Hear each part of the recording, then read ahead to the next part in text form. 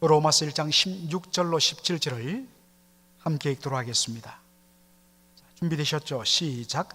내가 복음을 부끄러워하지 아니하노니 이 복음은 모든 믿는 자에게 구원을 주시는 하나님의 능력이 됨이라. 첫째는 유대인에게요 또한 헬라인에게로다.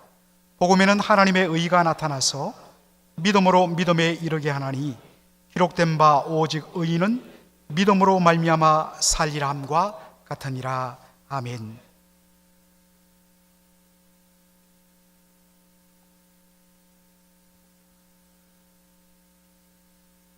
로마서는 복음 중에 복음이라는 별명을 가지고 있습니다. 그리고 이 복음 중에 복음인 로마서를 가장 압축적으로 잘 보여주는, 즉 로마서의 중심 주제가 어디일까 했을 때 모든 사람들은 단연코 로마서 1장 16절로 17절을 꼽습니다.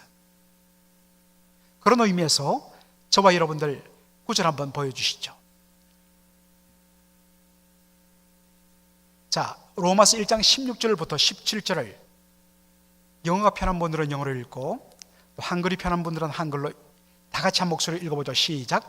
내가 복음을 부끄러워하지 아니하노니 이 복음은 모든 믿는 자에게 구원을 주시는 하나님의 능력이 됨이라. 첫째는 유대인에게요 또한 헬라인에게로다. 복음에는 하나님의 의가 나타나서 믿음으로 믿음에 이르게 하나니 기록된 바 오직 의인은 믿음으로 말미암아 살리라 함과 같으니라. 아멘.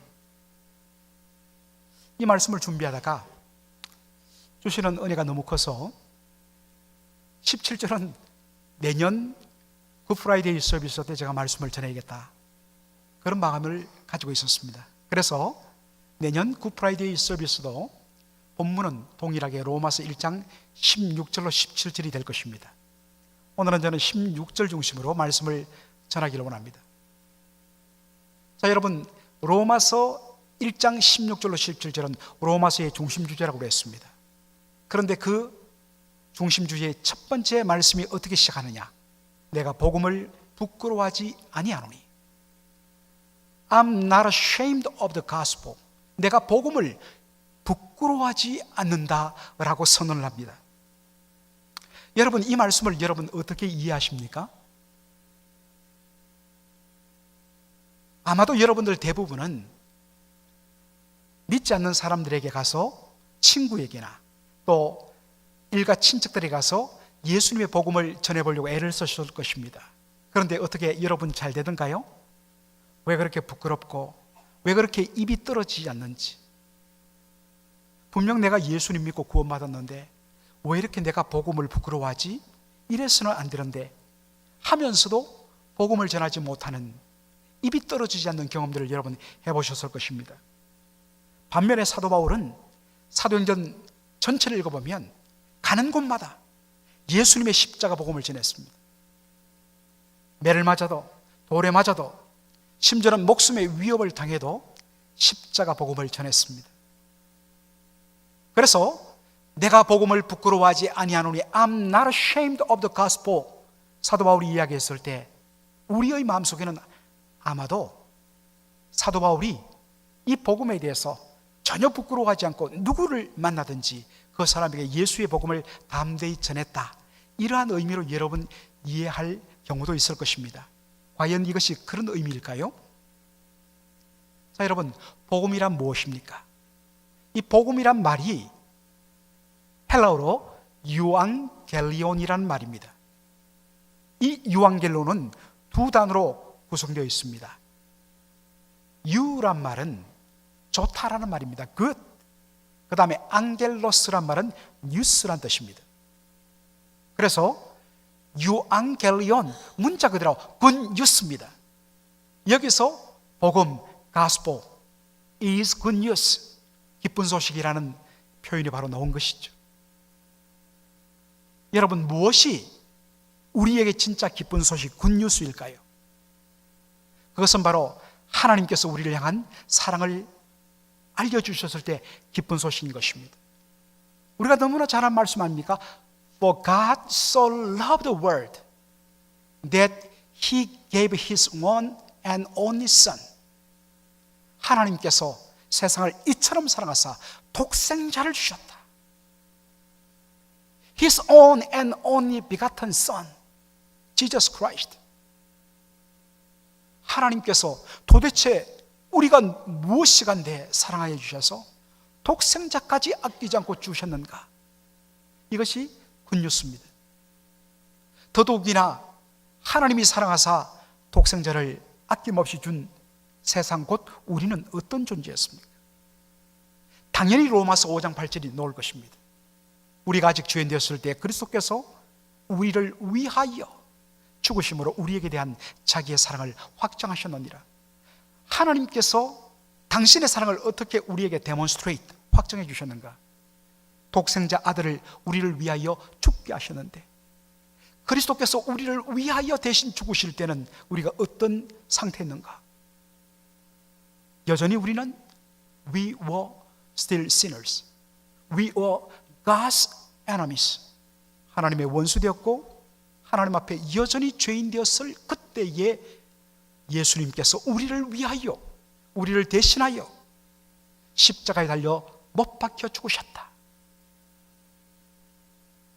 그래서 우리의 모든 죄값을 다 갚치르셨다. It is good news gospel. 사흘 만에 사망 권세 이기시고 다시 살아나셨다. It is good news.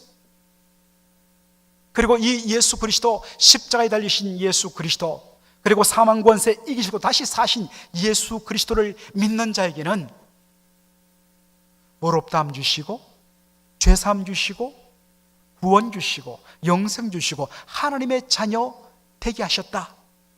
이것이 바로 굿뉴스가 아니겠습니까? 이것이 바로 복음 유행겔리노죠. 그런데 그 복음의 핵심은 뭐냐? 바로 예수 그리스도의 십자가입니다. I'm not ashamed of the gospel. 내가 복음을 부끄러워하지 않는다 했을 때, 이것을 다른 말로 하면 나는 예수의 십자가를 부끄러워하지 않는다. 요즘은 좀 덜합니다만 거의 80년도만 하더라도 전도받아서 예수님 믿고 세례받고 정말 구원의 은혜의 감격에 넘쳤던 수많은 여자 성도들이 참 금은방으로 달려가서 없는 그 돈에 모아갖고 십자가 목걸이에서 달고 다녔습니다. 나를 구원하신 예수, 십자가를 통하여 나를 생명 주신 예수. 그래서 십자가만 외쳐도 눈물이 걸성걸성하고 예배당 꼭대기에 십자만 바라봐도 그저 감격하는 그런 은혜가 있었지요. 십자가는 무슨 뜻입니까? 십자가 목걸이에 있다는 것은 I'm a Christian. 나는 예수님을 믿는 사람입니다. 교회당 위에 십자가 걸렸다면 무슨 의미겠습니까? 저 건물은 철치 빌딩입니다. 바로 그러한 의미로 우리는 자랑스럽게 십자가를 표현합니다. 오늘날 십자가를 말한다고 해서 부끄러움과 수치를 당할 일 없습니다.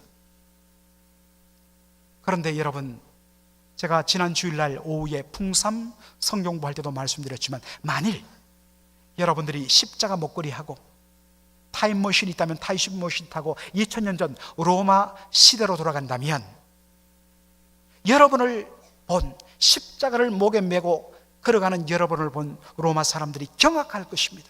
저 사람 미친 것 아니야? 왜 그럴까요? 로마 사람들에게 십자가는 사형수를 못 박아 죽이는 사형 형틀이었기 때문입니다. 그것도 사형수, 여러분 사람이 사형 판결을 받았다면 이건 대단히 극악한 죄인이죠. 사형수 중에서도 가장 극악한 사형수. 어차피 죽음은 한 번밖에 없기 때문에. 그런데 이 사형수 중에서도 가장 극악한 사형수를 어떻게 죽일 것인가? 가장 고통스럽게, 가장 수치스럽게 죽이는 방법으로 택한 것이 십자가에 못 박아 죽이는 것이었습니다.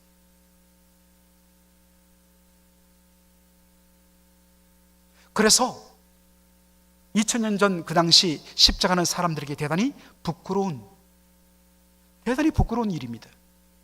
더군다나 유대인들에게 십자가는 여기에 한 가지 더 의미가 있습니다. 그것은 바로 신명기 21장 23절의 말씀 때문입니다. 우리 다 같이 한번 읽어볼까요? 시작. 나무에 달린 자는 하나님께 저주를 받았습니다. Because anyone who is hung on a tree is under God's curse. Under God's curse. 하나님 저주 아래에 있다는 것이 뭐냐? Hung on a tree. 나무에 달린 자마다 하나님께 저주를 받았느니라. 이것이 유대인들의 가슴 속에 박혀 있어요. 그런 의미에서 십자가에 달려 죽는 그 자는 누구이냐? 하나님께 저주받은 자다. 이런 의미에서 바울이 살고 바울이 복음을 전하던 그 시대의 십자가는 대단히 수치스러운 것이었습니다. 저주의 상징이었습니다. 그런데 사도 바울은 이야기합니다. 나는 복음을 부끄러워하지 아니하노니 I'm not ashamed of the gospel. I'm not ashamed of the cross. 십자가를 결코 내가 부끄러워하지 않는다. 그리고 그는 가는 곳마다 이렇게 외쳤습니다. 고린도전서 2장 2절 다 같이 한번 읽겠습니다. 내가 너희 중에서 예수 그리스도와 그의 십자가에 못 박히신 것 외에는 아무것도 알지 아니하기로 작정하였느니라. 사도 바울의 복음 전도의 제목은 뭡니까? 십자가에 못 박힌 예수 그리스도. 십자가가 사형수가 못 박혀 죽는 사형 형틀이고 유대인들에게는 하나님께 저주받고 버림받은 죄인의 상징인데도 불구하고 그는 십자가에 못 박힌 그리스도 외에는 다른 것을 전하지 않기로 작정하고 어디를 가든지 예수 그리스도와 그의 십자가에 못 박힌 복음만을 전했습니다. 그래서 얼마나 많은 핍박을 받았는지 모릅니다.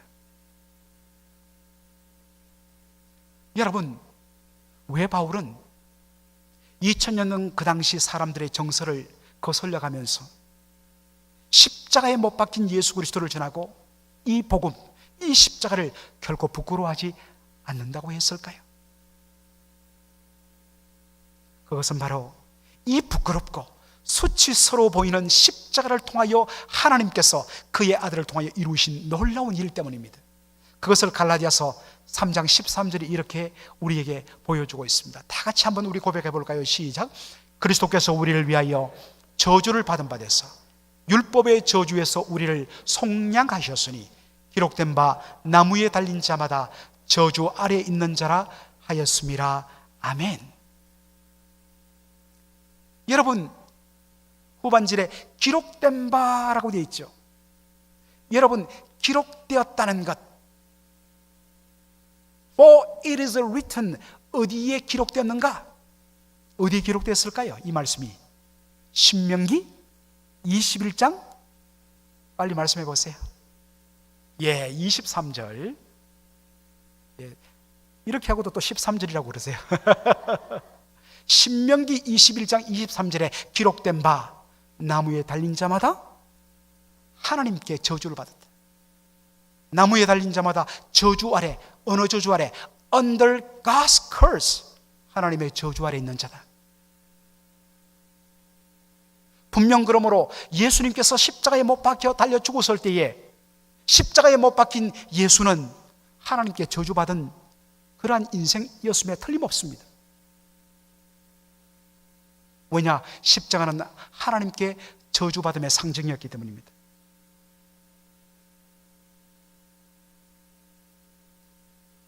그런데 어떻게 하나님께 버림받고 저주받아 죽임당한 십자가에 달린 예수 그리스도, 그의 십자가가 어떻게 가스폴, 복음이고 굿뉴스가 될 수 있습니까? 어떻게 이것을 부끄러워하지 않는다고 말할 수 있는 것입니까? 사도 바울은 이렇게 이야기합니다. 그리스도께서 우리를 위하여 저주를 받은 바 되었다. 여러분, 여기 우리를 위하여란 이 말을 헬라어 성경으로 정확히 번역하면 on behalf of us, 우리를 대신하여. 예수님께서 십자가에서 저주의 죽음을 당하고 하나님께 버림받은 것은 누구 때문인가?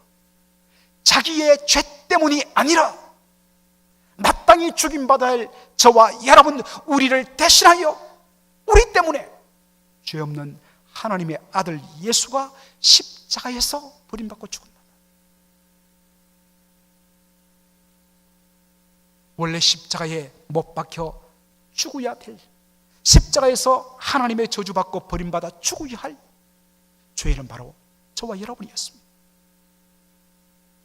그런데 하나님의 아들 예수께서 우리를 대신하여 십자가에서 피 흘려 저주를 받으셨습니다.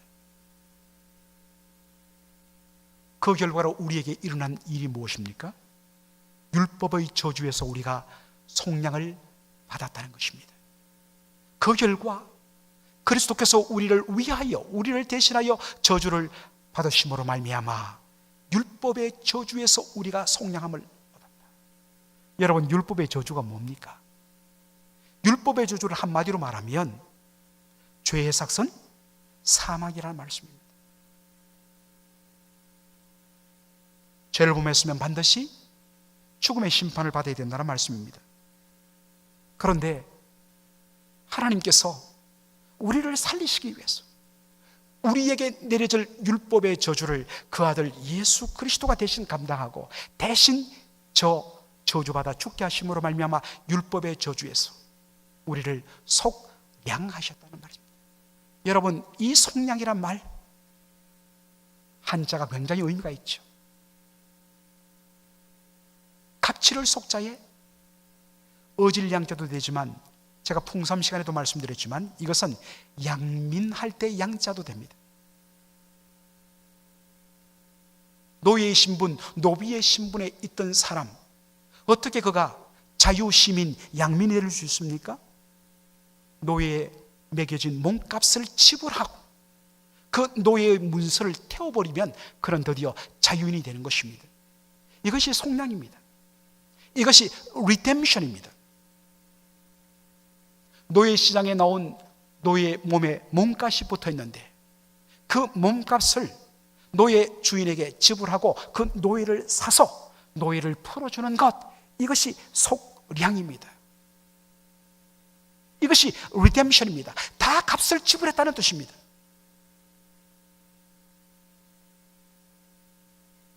예수님께서 십자가에서 피와 물을 다 쏟아내시면서 온전히 구원을 이루시고 마지막에 하셨던 말씀이 다 이루었다 있지요. 헬라어로 테텔 레스타이라고 오늘 새벽에 말씀드렸습니다. 영어로는 it is finished지만 사실 그 말은 정확하게 pay up completely, 완전히 다 빚을 갚았다는 뜻입니다.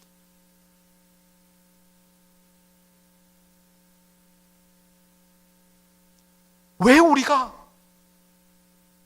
어떤 의미에서는 부끄럽고 수치스러운 저주스러운 십자가를 우리가 부끄러워해서는 안 되고 그것을 도리어 자랑해야 되며 당당히 그것을 우리의 목에 걸어야 되며 당당히 그 십자가에 달리신 예수 그리스도만을 전해야 되는가?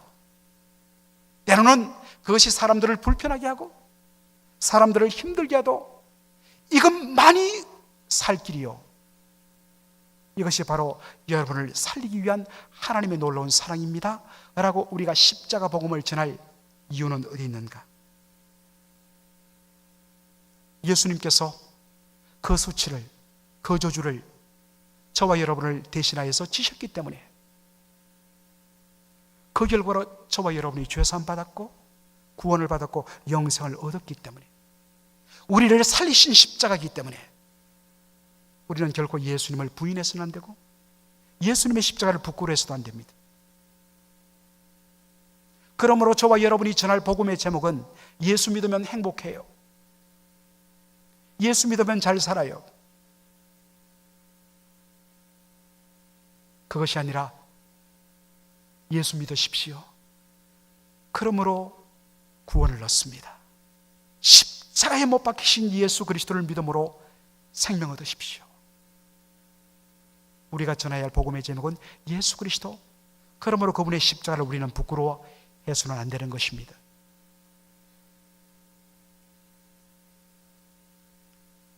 저와 비슷한 시기에 중학교를 다니고 고등학교를 다녔던 분들은 옛날에 국어책에 아주 유명한 문인들의 시 단편 소설 그리고 수필이 실렸지요. 모르겠습니다. 저보다 한 10년, 20년 선배 세대들 국어책에도 그 수필이 실렸는지 모르겠는데 한국에 유명한 시조 시인이 있죠. 노산 이연상 선생이라고. 가곡도 많이 작곡했던 분인데, 작사했던 분인데, 이 노산 이연상 선생이 중학교 교과서에 그분의 수필이 하나 실렸습니다. 제목이 한눈 없는 어머니입니다. 그 글을 이 시간 다 읽어드릴 생각은 없습니다.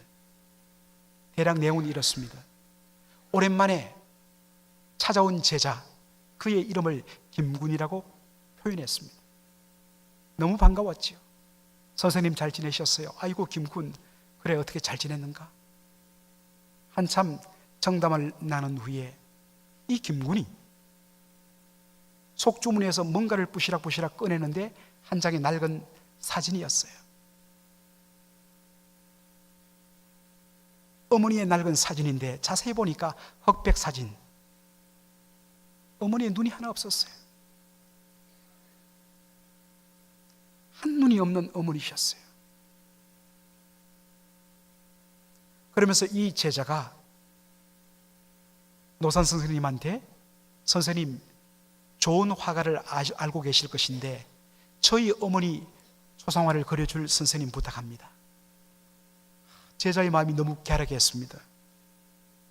그래, 내가 알아보겠네. 그런데 이어지는 이 제자의 말, 선생님, 그런데 부탁이 있습니다. 제 어머니 초상화를 그릴 때에 어머니 두 눈을 다 그려 넣어주세요. 아마도 한이 맺혔는가 봐요. 애꾸눈이라 놀림받고 그렇게 수모를 겪었던 어머니, 그 어머니의 자식으로서 고통이 있었겠지요? 그래서 부탁합니다. 선생님, 제 어머니 초상화 그릴 때에 두 눈을 다 넣어주세요. 더 이상 이야기가 되지 않았습니다. 그리고 그 제자를 돌려보내고 한참을 생각한 후에 이연산 선생이 편지를 보냅니다. 그 편지의 마지막 부분입니다. 한눈을 상하신 까닭으로 평생을 학대 속에 사셨을지도 모를 그 어머니, 애답소. 한눈 없이 그대를 낳고 기르고 그대를 위하여 애태우시다가 이제는 저 차가운 땅 속에 드셨거늘 자식인 그대마저 어찌 참아 그대 어머니의 상하신 한눈을 업신여겨 저버린단 말이요. 그대에게 한눈 가지신 어머니는 계셨어도 두 눈 가지신 어머니는 없었소. 온 세상이 다 불구라고 비웃었는데도 그대에게는 그분보다 더 고우신 분이 또 누구이겠소. 한눈이 아니라 두 눈이 다 없을지라도 내 어머니는 내 어머니요. 내가 다른 이의 아들이 될 수는 없는 법이요. 그림으로 그려 어머니를 모시려 한 착한 김군.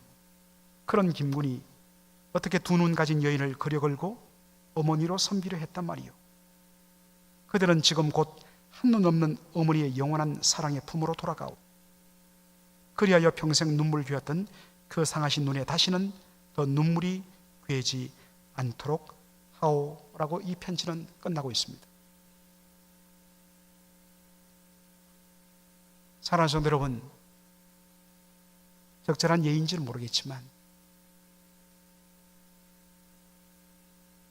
한쪽 눈밖에 없는 어머니를 부끄러워해갖고 남들 앞에 번듯하게 보이기 위해서 두 눈을 다 그려달라고 요구했던 그 제자의 그 모습이 저와 여러분의 모습은 아닙니까?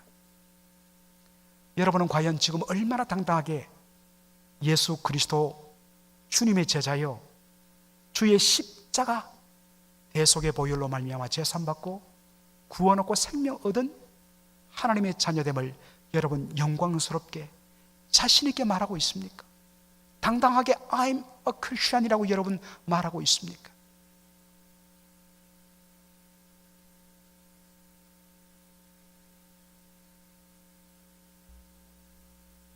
진정 그 십자가 수치의 십자가, 저주의 십자가를 대신 다 감당하시면서 우리에게 생명 주신 예수 그리스도, 그분의 이름을 걸고 그분의 목숨에 걸맞는 예수 믿는 자다운 삶이 여러분에게 있습니까? 그렇지 않다면 여러분들은 십자가를 부끄러워하는 사람들입니다. 나에게 생명을 주신 그 십자가 복음에 합당한 제자의 삶을 살고 있습니까?